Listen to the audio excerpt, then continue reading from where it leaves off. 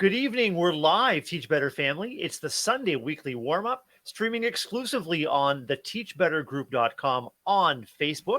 We're here with Ray Huart and Brad Hughes from the Teach Better team, your Sunday dynamic duo. Welcome you into the week ahead, reflecting on what we hope was a warm and wonderful weekend and helping to beat the Sunday scaries with some great conversation, some great inspiration, maybe a little entertainment, some sprinkling of shenanigans, and of course, a wonderful and special guest with us tonight, podcaster, educator, and incredible contributor, Brian Martin. Ray Huart, we hope you had a great weekend, and we're looking forward to getting into some discussion with you right after our little break. So stay tuned, everybody. Glad you're here.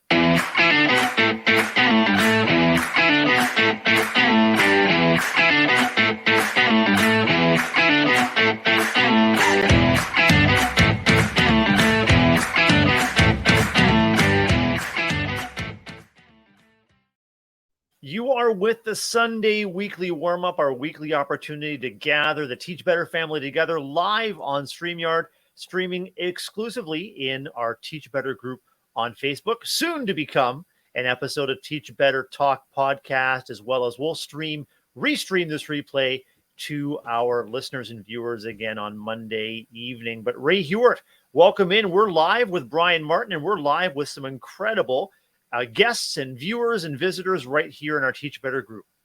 Yeah. Hey, everyone. I love streaming in our private group because we can see all your comments and you can see each other's comments. So please, if you are just popping in, welcome each other into your amazing Sunday. Brian, I'm so glad you were here to join us. I love your podcast and I cannot wait for all of our crew here to get to know you better as a person, as an educator, and then also to go subscribe, rate, and review your podcast because there's some great things going on there. So, Brian, if people aren't familiar with you yet, which I'm not sure how that's possible, let's pretend, then would you mind sharing a little about who you are and what you do?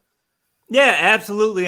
First off, I want to say thank you for having me, for letting me be a part of this. The Teach Better team, you guys absolutely crush it. And, you know, like you said, Ray, that I have a podcast, the Teaching Champions podcast, and I've been able to interview several people from the Teach Better family, like Livia Chan, Debbie Tannenbaum, Ashley Hubner, Jillian Dubois, Miss Ray Huart, and so amazing. You guys absolutely just unbelievable group of people. So, you know, that's a blessing. I know what you guys do here. And so I'm Brian Martin, a second grade teacher. I'm a veteran. I'm a speaker, former basketball coach, and, you know, just happy to be here. So many fun things going on, and I love all the work that you do, Brad. I'm excited to dive into that as we get into our discussion. Brad, how are you doing? How was your weekend? Great weekend here in Southern Ontario, Ray. We are moving away from a cold snap. We had bitterly cold temperatures this past week, and I know Brian is in Western New York, so I think temperatures weren't much warmer where he is, but great weekend of relaxing and dipping a little bit into work, dipping a little bit into some personal time, dipping a little bit into family connections, and just making the most of a weekend, just staying warm and cozy. And how about you? Oh gosh, guys, I have a lot I feel like I want to talk about for my weekend. I know it sounds silly, but one of the things I was working on was finalizing, and I'm one away from saying I'm done. And you guys know we have a big project and you're so close to the end. I was finalizing our commercials for our 12-hour live happening this month, 20 days away, February 25th. If you guys haven't seen what's going on for 12-hour live, here's a little quick sneak peek at the commercials that I literally can't play the whole thing because this is just a sneak peek, but it does have the full schedule. So if you haven't planned your day from 8 a.m. Eastern to 8 p.m. Eastern that day, there are so many segments, so many guests, and more giveaways than we've ever been able to give away before. So here's a peek at that.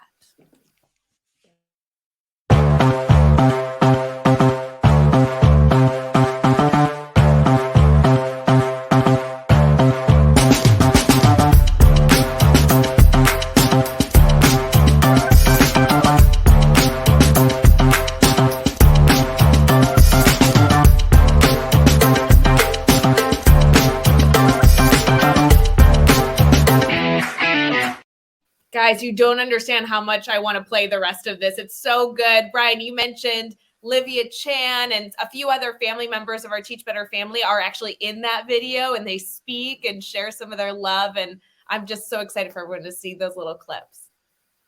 Yeah, Livia is so good. She was on the podcast, and you probably have had many more interactions than I have, but what a blessing she is. Okay. Just the sweetest heart, and just everything that she does is amazing. So yeah, good. Brian, the world needs more Livia Chans, and all of us in Teach Better, and I know including yourself as an educator's heart led and in it to win it as far as those personal connections with staff, students, and just everybody in our community. Olivia has a heart of gold and isn't afraid to put it on her sleeve. Mm-hmm. Yeah, I think that video specifically, if you're keeping track during the 12-hour live event on February 25th, streaming on Facebook, YouTube, Twitter, Twitch, and LinkedIn for 12 hours straight. That one specifically has Liv, Carrie Pitstick, who runs our blog department with Liv, and Amanda, who does just all the wonderful things. If you guys ever gotten a postcard or a gift from Teach Better, Amanda does all that wonderful stuff. But the other thing I did, Brad, is we had a 10-year-old birthday in our family this weekend. And yeah, can I just tell you, I don't know if any of you have gone to a kids rock climbing place anytime recently. Have either of you done that? Gone to like a kids rock climbing thing? Nope, can't say I have. Okay, so there's a place where I live called Funtopia. Feel free to look it up. Mm-hmm. And it's literally, first of all, this was the most well-oiled machine I have ever seen for a kid's party. So huge, enormous teacher to teacher. Shout out to them because they were organized and insane with the kids. Phenomenal.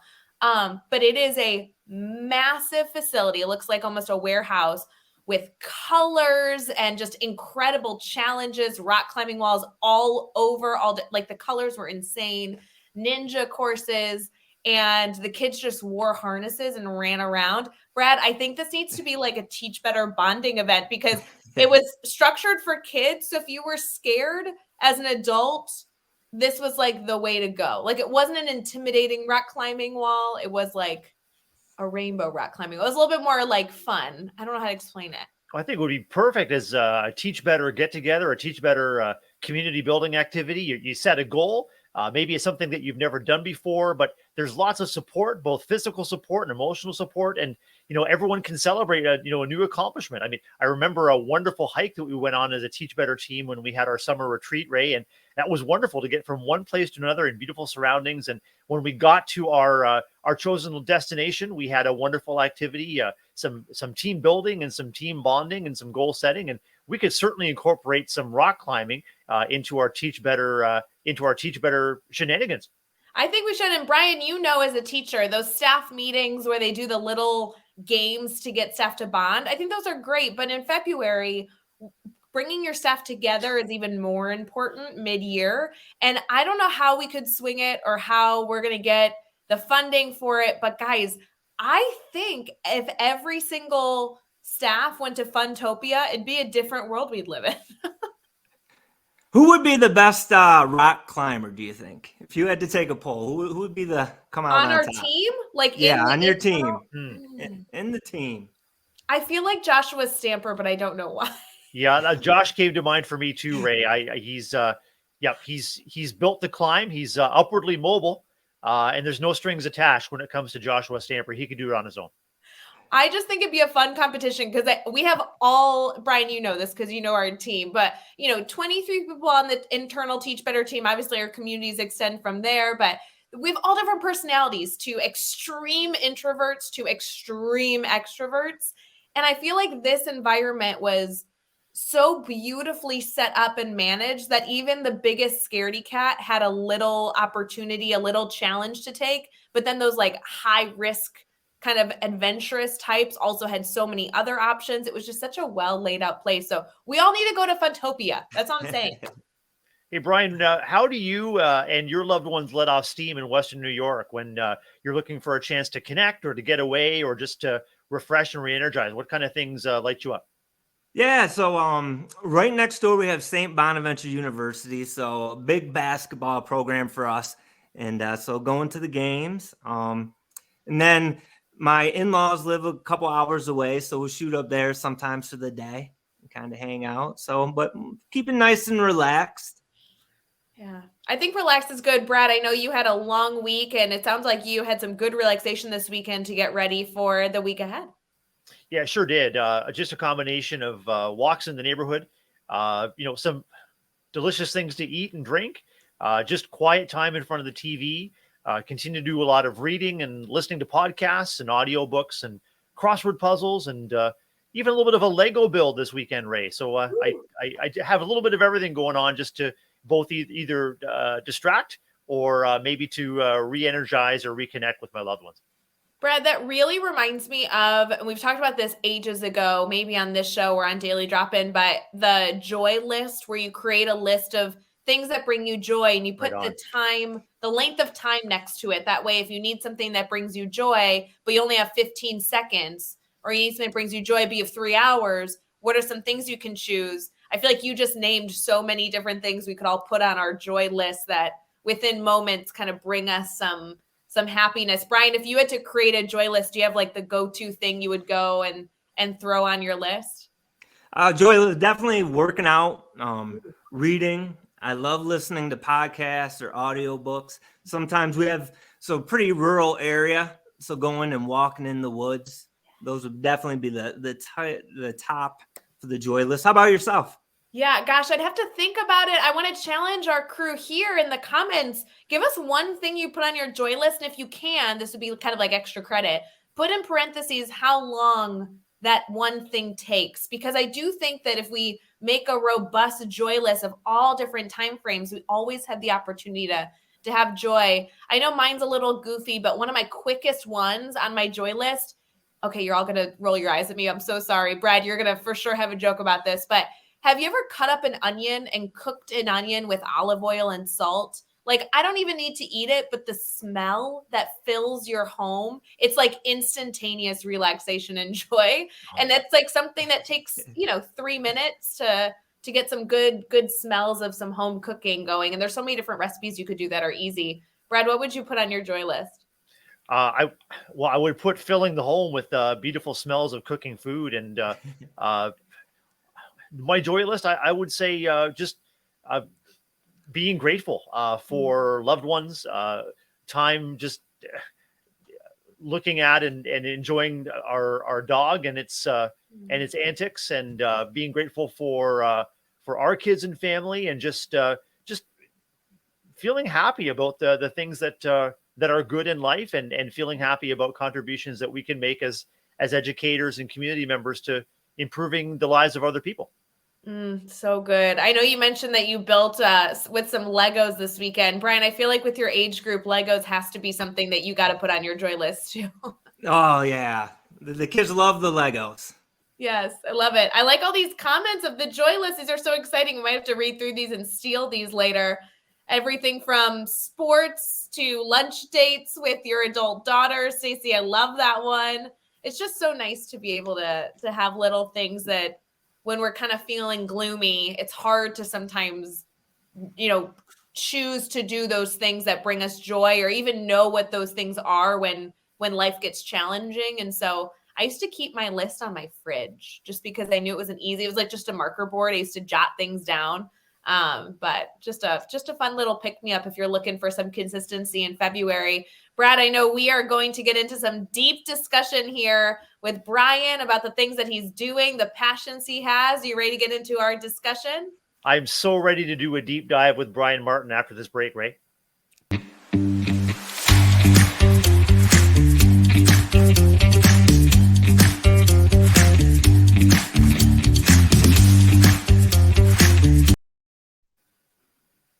Hey everyone, we are so excited to get into our discussion with the one and only Brian Martin. If you are not familiar with him, you are in for a treat. I know that I originally got connected to you, Brian, with your podcast. I know that there's so many things to talk about. Obviously, you're an educator and you do so much good work, but will you give us a little overview of how you started the podcast? Brad, I know you just met with him about the podcast, so I'd love to hear your thoughts after Brian gets started. You know it. Yeah, so, the podcast was just COVID hit, and I wanted to get into like speaking. So, we bring in educators to speak at the beginning of the school year and such. And this is, I thought, well, what a great way. COVID hit. Let's start up a podcast. So that was kind of the whole behind it. And then it originally started as just a monologue. And, I'm coaching basketball, being in a rural area. We would jump on these yellow school buses, and it's an hour or two every single night. And the assistant coach that I coached with, so we would just sit next to each other, and we would just fire away different, whether it's books or videos that we've watched and everything. So it was just, how can I take that? And there were so many parallels. Like if we look outside, so sports is my world. I love sports. So many lessons from sports that you can take into the classroom that I thought, like, I work with, at the primary level with all these ladies that aren't necessarily sports fans, but there's so many lessons from sports. And that would go, if you had musicians, if you're in the arts, there's so many different lessons that we can pull and bring into our classroom. So I thought, I want to share some of that. And I guess that's kind of how the podcast started. So cool. I know, Brad, you are a huge part of our podcast network, over running that with the team with Joshua Stamper. What's something that you look for in a good podcast, Brad? So many things, Ray. The first thing that comes to mind, and I really connected with Brian's podcast, Teaching Champions, is sincerity and authenticity. Brian's intention is to elevate and to champion the work of incredible educators, and to do a deep dive like we're doing with them right now into what they do and why they do it, and the impact on kids. And the better we know each other as educators, I think we get inspiration, we get practical takeaways and ideas to inform our own practice. But educating, it's no joke. It's hard work. It's incredibly emotionally and time intensive. And there's so much to be gained from being an educator as well. So, in Brian's podcast and in the podcast that I enjoy the most, I get restored. I get connected with educators from around the world. And I know that I'm in the right profession doing the right thing because of guests like the ones that Brian features. Brian, a huge part that I love about connecting just with you in general, whether it be the podcast or following you on social media, is your passion for not only sharing your story, but sharing other educator stories. And even just when I asked you about your podcast now, you're talking about the lessons that you've been able to see, whether it be in sports or in your time teaching, and then sharing that with others to really amplify the solutions of education, right? We always joke that every problem in education, the solution exists in a classroom. We just have to have access to it. And your dedication to sharing those solutions and those great stories is so wonderful. Any come to mind as maybe a favorite that you like to highlight? There's just so many. And before we got on today, I was going back through and I wanted to highlight some of the different like Teach Better members. I thought, I've had the blessing to talk to, 5 or 6 of the Teach Better members. So I was writing down some notes, and, from Jillian Du Bois. I mean, just like you rate her and Live Together, just beautiful souls. And, she talked about on her podcast when she was on, she talked about, the importance of seeing the shine in our students and letting our students know their shine, because so many don't hear it. They don't know what it is. And it's not just like so I'm working with 7-year-olds, but the high school kids too, being up when I was coaching basketball, sometimes you're dealing with, these alpha males, and they're all great, but they only saw themselves sometimes as this athlete, and they were so much more. And so I thought that was beautiful. Liv, she's talking about like those atomic interactions and just seeing the daily moments that we have as gifts, and just like that perspective. When you want to talk about like having a positive energy, keeping in that right mental state, it's just a simple twist, seeing like being right here with you and Brad, like that's a gift right there. And then Jillian's done such wonderful things, participating and being a leader in our ambassador program. Shout out to Jillian if you're not connected to her. And Liv is such a bright light in this educational field. I know she's in the comments right now, probably blushing, but Liv, we love you. Thank you for what you do, our Teach Better community, but also what you do for our internal family, running our blog department. Outstanding job there. Yeah, and then I had this wonderful girl named Ray that came on, and what Ray said is, she talked about community, and one of the big things that you highlighted with your time is like that importance of community. And one thing with the podcast, I know Brad's podcast, and I told him the other day, Good News, Brad News, the best podcast name ever. I agree. Yes, and I see like what you guys do with the Teach Better team, like keeping it positive, understanding there's going to be bad days, there's going to be bad moments, but what we fill our heads with, being there to support, to encourage, to lift others up is so important. So it's just, connecting with you people, all the people that were on it from your team, that's the message that they give out, and that's important. Yeah, it's interesting. I think that, just after COVID had hit, in North America, there was this big movement, kind of shaming toxic positivity. And I think there's an element of being aware that, the sharing positivity, feeling hopeful is not something that is a negative, assuming that you do it with great, genuine, authentic feeling. I love, Brian, that you noted that there are hard weeks, there are tough problems in education. And I really value that we acknowledge those occur. We acknowledge that they're challenging. We acknowledge we need time to move beyond them. But the mindset isn't, oh, they don't exist. The mindset is we can move beyond them. And I think that's the difference between forcing positivity versus just believing in the Teach Better mindset. It's not the ignorance that the negative times exist. It's the knowledge that we will get through them, and we will get through them together. Brad, what are your thoughts on that? Ray and Brian, I'm just thinking about the power of community. And as Brian said, contributing to a community, whether it's the Teach Better family or a school community or a community of podcasters, community members like we have the opportunity to interact with, don't let us sit in our worry. We empathize, we support, we're there in the moment, but we also know that it's important to help each other to rally when there are tough times, and we're there for each other. And it's that power of community that no one is in this alone, because in any line of work, but I think particularly in a heart-led endeavor like education, we ask so much of ourselves that sometimes it's very easy to feel alone when times are tough. But, a community that includes people like Brian and Ray and Liv and Jillian and all of our Teach Better friends means that we've got people to commiserate with. We've got people who can be there and accept how we're feeling, even if it's feeling low, but also know that those low feelings are going to be temporary because we'll be able to support each other through it. Well, look, you can even see it in the comments, right? We have Stacy and Julie and Mark and Liv and Megan, all these people jumping in, sharing. Not only Elijah's in here, sharing not only with each other, but really encouraging one another. It's powerful. I'm not sure that I'm allowed to say this and be very careful, but it's so relevant to this. Brad knows that today we received from our incredible photographer that we had at the Teach Better Conference 2022.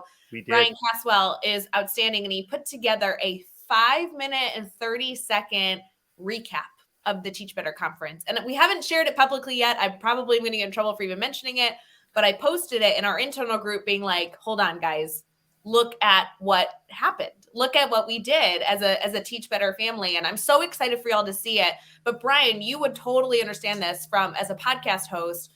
We had a lot of different voices that Ryan was able to highlight in this summary. And of course, he interviewed me and Chad. He interviewed Dr. Dave Schmittou and Joshua Stamper. Those were all internal team members. Of course, they had a good time at the conference, right? It's like, yes, but hold on. Then he interviewed Jackie, who's an ambassador with us, who's just oozing just love. That girl is so unbelievable as an educator, as a person. And Dr. Neil Gupta's comments were featured. Mickey Smith Jr. had an incredible voice that he was able to share in this video. And it was so nice to really hear the voices of the Teach Better family, the voices of people who were there just to be supportive, share their insight, and kind of connect with others. And I'm so excited for you guys to see this. But Brad, what were your initial thoughts of that video? I know you saw it, and Brian, I'll have to like secretly send it to you so you can take a peek. Yeah, it was food for the soul. I mean, what an incredible opportunity that we all had to be together in Akron. And those opportunities, when you reflect on them, they make you realize they're not to be taken for granted. Just the opportunity to come together with like-minded educators, with fun educators, with incredible people. I mean, sometimes we have these events, Ray, where we meet up with the most wonderful people that we've ever had the chance to interact with. And it's was a real gift. And it was really, like I said, food for the soul to revisit that. Yeah, you know, I want to give a shout out to our ambassadors. Maybe we do need to figure out how to share it with our whole community. Maybe I'll post it in the ambassador private group. You guys can get a sneak peek, but I'll keep your email. If you're not on our email list, direct message me or direct message somebody on the team. We'll get you on the Teach Better email list. We'll be sending that out. And I think if you were at the event, you're in the video. It's a 5-minute video that just features faces and laughter and takeaways. I think you guys will love it. So I'm sorry to say that and then not be able to show you yet, but we will show you. I promise. I think a red carpet premiere is in order. We can fuel up the Teach Better jet. We can fly to all places around the continent. We can pick up people like Brian and pick up all of our conference attendees, and we can have, you know, maybe a red carpet premiere to go along with the Grammys. That one of our commenters is saying that Mickey Smith Jr., our keynote presenter at the conference, is at the Grammys. So it's just incredible. Yeah, he won a Grammy a few years ago and now gets to be invited back. It's awesome. Brian, I think you should go to the Grammys at some point. You'd be fun walking down the red carpet and enjoying all the fun, don't you think? Absolutely. And I just wanted to say, getting on here, that I can't sing a lick, but if you and Brad want to bust out a duet to warm up for the Grammys, I'll hold down the background music for you guys. Okay. I appreciate that. Do you have any instrument? Maybe you could do drums or at least tapping on the table. I'll tap on the desk while you guys take it away. Perfect. Brian, tell us a little bit more about your classroom. I know we focus on the podcast because I just am such a fan, but tell us a little bit more about you as an educator. Yeah. Real quick, I just want to say, as an outsider, that, you know, I watched the Teach Better conference, and I knew some of the people that were going to be there. But then as I'm watching you guys and you're posting all of this stuff, like the amazing people that you brought from all over the country was crazy. And I don't even know the whole list, but just seeing like some of the people that you had there. And I think it was important that you said that, you know, you watched that video and you said to your crew, you know, look what we did. Because everybody, and I think that's important for teachers too, we're always looking forward, we're always looking ahead, we're always seeing those mountains that we need to cross. But you know, it's a lot of 100-day marks are coming up in the classrooms. It's looking back and really seeing, you know, to get that second half win, see how far they've come. Let them know how far they've come too. I think that's important. But you know, I went on a tangent there. So second grade, it's just a beautiful age group. Like when you're talking about 7 or 8 year olds, and I know Brad, he's right there in the elementary school. So you got these little people, and in the classroom, they're coming in and, you know, they're reading, you know, small picture books a lot of times, but by the time they leave, they're cranking out these chapter books, and just with the math, they're just blossoming. And it's just such a neat age. And they're innocent. They'll tell you straight from right off the cuff, you know, what they're thinking, and they'll let you know. But they provide so much joy, and just it's just a beautiful age. You know, Brian, I know we have some giggles that we're going to get to in our next segment, but I'd love to challenge you. Is there any topic that you found, whether it be maybe your whole time in education or even just recently, that you feel is your soapbox moment, like something that you feel so passionate about that you're feeling that educators need to continue learning about? Where does that hit with you? Yeah, you know, I guess my soapbox would be where I stand at is like on the growth mindset piece, and that F word, that failure, and how we view failure and how we talk to our students about failure. You know, a lot of with the growth mindset, with Carol Dweck's work, a lot, you know, we get the yet. But I like shouting out that failure. And often we'll say, like, in my class, and we have a little mantra that we say every single morning. And the first thing that I have them say is make mistakes. I want that seed planted 180 times. And we're going to say it throughout the day that you better be making a mistake, because that's how we grow. That's how we learn. So, and Sara Blakely, I'm not sure. Do you know who Sara Blakely is? Have you guys heard this story? I'm sure about no, but it. So, tell us. Our community needs to hear it. All right. So Sara Blakely, she's my hero, I guess. And it's a wonderful story all about growth mindset. And if you don't know who Sara Blakely is, it's a famous story. She's the founder of Spanx, and she's, I think, the youngest billionaire or youngest female billionaire, self-made. And she said one of the things, and she started, what a lot of people don't know is like she started Spanx, and when she was coming up, when she was making this business, it was male dominated. Like all, in the ladies' undergarment industry, it was all ran by males. And so she's trying to break into it. She was selling copiers at the time, making cold calls from business to business. So she had this idea, and she only had $3,000 to $5,000 to start off with. And there's a whole long story about it. But she faces many hurdles, but she gets past them all, and she develops Spanx into what it is today. She's a billionaire, started with $3,000. And she said one of the most important things that happened to her when she was growing up, because we shy away from adversity sometimes, even adults. When I say that F word, that failure, she said when she was younger, so she's in elementary school, and her and her brother, she said they would come home from school, and her dad would be waiting there, and they would sit around the dinner table. And she said he didn't want to know what we succeeded at that day. His only question was, what did you fail at? And she said it got to the point that if she didn't say something that she failed at, that he was upset with her. And the whole point behind this is he planted a seed in her head early on that failure isn't going out there and not being successful the first time or the second time. Failure is when you don't even try. But that seed has to be planted over and over again. And she said that was planted in her so much that it allowed for her to face all these struggles and keep going. And another point that he also said to her, along with that failure, is what did you learn from it? The second most important point. So go out there. Failure is not trying. And what did you learn? So famous, I love, I don't know much about Spanx outside of Sara Blakely, but she's awesome. I love it. I can condone it's a great product, but this is not an ad, just to confirm. Brian, that's so good. What an incredible takeaway. I'm excited to take this incredibly inspirational story and then head into our weekly giggles. We'll be right back.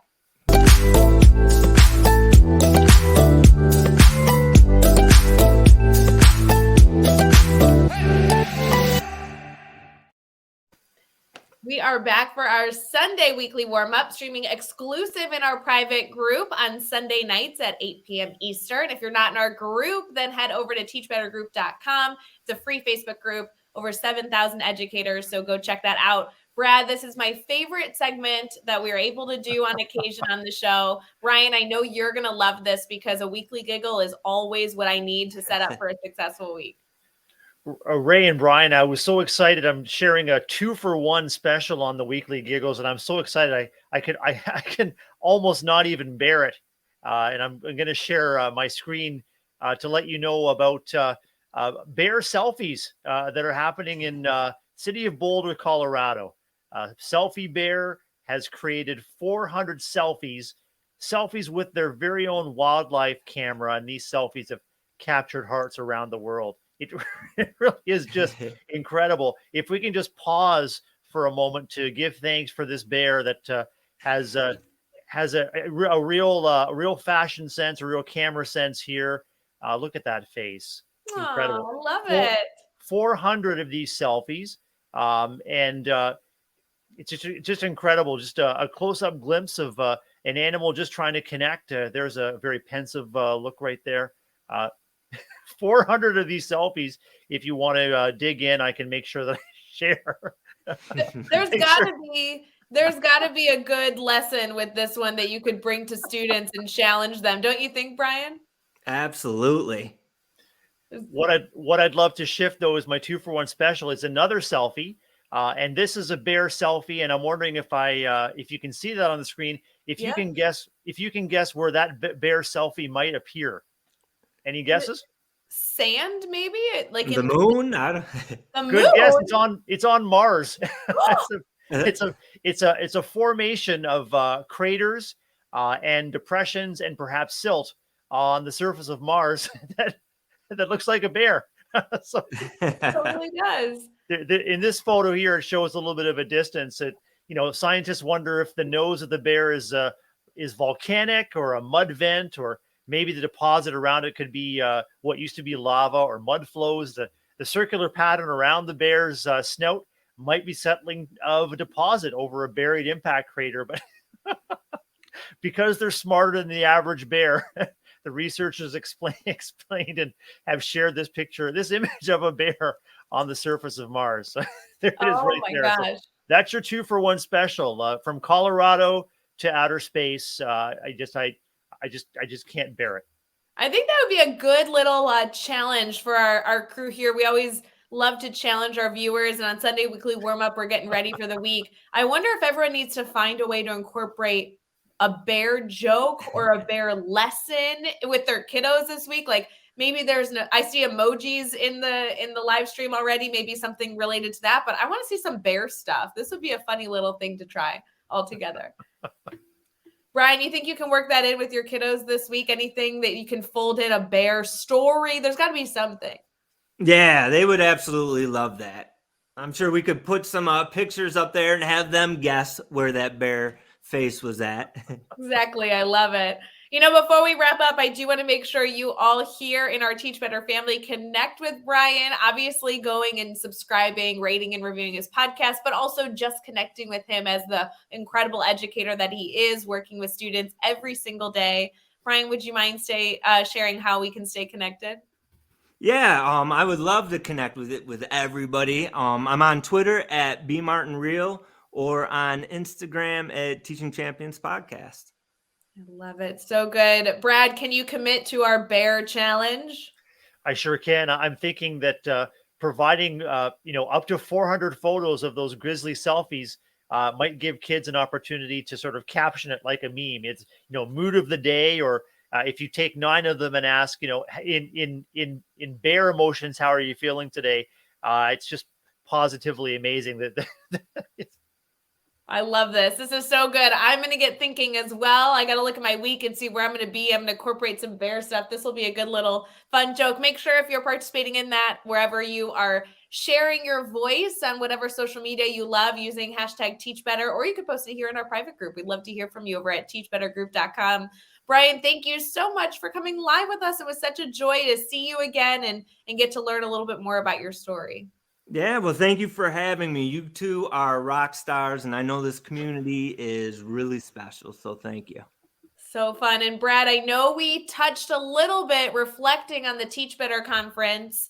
I do want to say, if we were to possibly have a future Teach Better conference, maybe in 2023, it would most likely for surely be announced during this show in our private group. So I would love to challenge everybody to make sure their friends are at the show. And I know next week's the Super Bowl. We won't all be together, but I feel like the following week feels like a good one, Brad. Doesn't it feel like a good one, the 19th?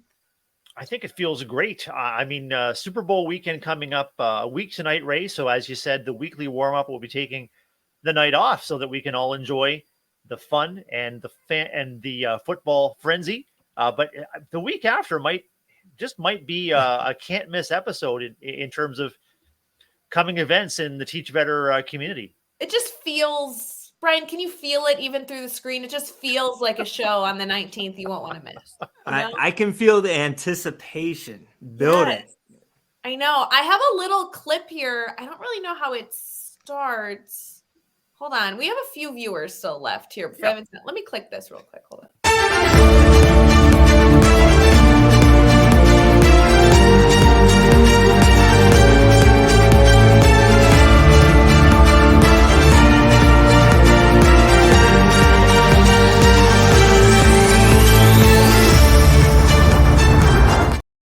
that felt too close. I probably shouldn't share anymore. But anyway, we'll see you 2 weeks from now for our Sunday weekly warm up. We love you. We appreciate you.